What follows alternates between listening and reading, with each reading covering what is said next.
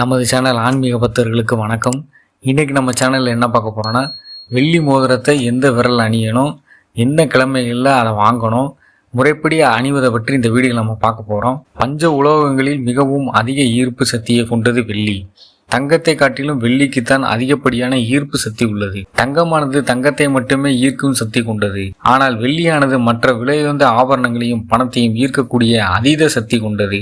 இதனால்தான் பல தாந்திரிக விஷயங்களில் வெள்ளியை பயன்படுத்துகிறார்கள். அட்சய திருதி என்றும் தங்கத்தை வாங்குவதை காட்டிலும் வெள்ளியை வாங்கினால்தான் பணவரவு அதிகமாக நமக்கு கிடைக்கும். தற்போதைய நிலையில் தங்கத்தை வாங்க முடியாவிட்டாலும் கூட வெள்ளியை சிறிதளவாக நம்மால் வாங்க முடியும். பணக்கார கோயிலான திருப்பதி பூஜை செய்யக்கூடிய பொருட்கள் அனைத்தும் வெள்ளியில் தான் இருக்கும். ஏனென்றால் வெள்ளிதான் அதிக அளவு ஈர்ப்பு சக்தியை கொண்டது. இதனால் தான் கோயில்களிலும் கூட வெள்ளியை பயன்படுத்துகிறார்கள். நவ கிரகங்களில் உள்ள சுக்கிரனின் ஆதிக்கம் கொண்டதுதான் இந்த வெள்ளி.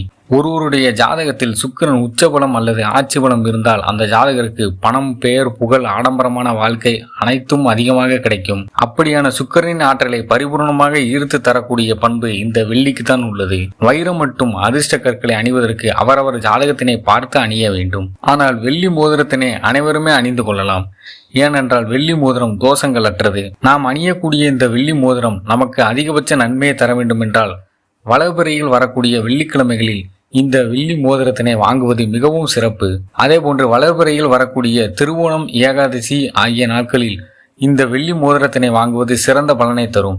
இந்த நாட்களில் ராகு காலம் மற்றும் யமகண்ட நேரத்தை தவிர்த்து மற்ற நேரங்களில் வாங்கிக் கொள்ளலாம். வெள்ளிக்கிழமைகளில் சுக்கிர ஓரை இந்த வெள்ளி மோதிரத்தினை வாங்குவது பல நன்மைகளை தேடி தரும் என்று கூறப்படுகிறது. இந்த சுக்கிர ஓரை வெள்ளிக்கிழமைகளில் காலை 6 மணி முதல் 7 மணி வரையும், மதியம் 1 மணி முதல் 2 மணி வரையும், இரவு 8 மணி முதல் 9 மணி வரை இருக்கும். அதேபோல் இந்த வெள்ளி மோதிரத்தினை காலை 10 மணி முதல் 11 மணி வரை ராகுகாலம் இருக்கும். மாலை 3 மணி முதல் 4:30 மணி வரை யமகண்டம் இருக்கும். இந்த நேரங்களில் வெள்ளி மோதிரத்தினை கண்டிப்பாக வாங்கக்கூடாது. சுக்கிர ஓரைகளில் வாங்க முடியாதவர்கள் இந்த 2 நேரத்தை தவிர்த்து மற்ற எந்த நேரங்களில் வேண்டுமானாலும் வாங்கி கொள்ளலாம். குறிப்பாக சாயங்காலம் நேரத்தில் வெள்ளி மோதிரத்தினை வாங்கி நமது வீட்டிற்கு கொண்டு வருவது மிகவும் சிறப்பு.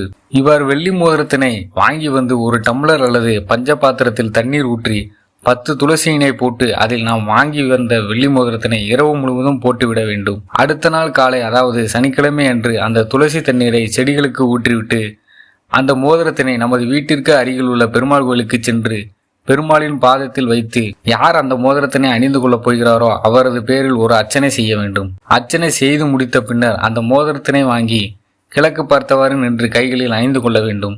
இவ்வாறு அணியக்கூடிய மோதிரத்தினை நமது இடது கையின் கட்டை விரலை தவிர்த்து மற்ற விரல்களில் அணிந்து கொள்ளலாம். அதிலும் குறிப்பாக ஆள்காட்டி விரல், நடுவிரல் மற்றும் சுண்டு விரலில் அணிந்து கொள்வது மிகவும் சிறப்பு. வலது கையிலும் அணிந்து கொள்ளலாம், இடது கையிலும் அணிந்து கொள்ளலாம். ஆனால் இடது கையில் அணிந்து கொள்வது மேலும் பல சிறப்புகளை தேடித்தரும். ஆண்கள், பெண்கள் யாராக இருந்தாலும் இடது கையில் மோதிரத்தினை அணிந்து கொள்வது மிகவும் சிறப்பு. இதுபோல ஆன்மீக தகவல்களை தெரிந்து கொள்வதற்கு நம்ம சேனலை சப்ஸ்கிரைப் செய்து கொள்ளுங்கள். இந்த வீடியோ பிடிச்சிருந்தால் லைக் பண்ணுங்கள், உங்கள் நண்பர்களுக்கும் ஷேர் பண்ணுங்கள். நன்றி.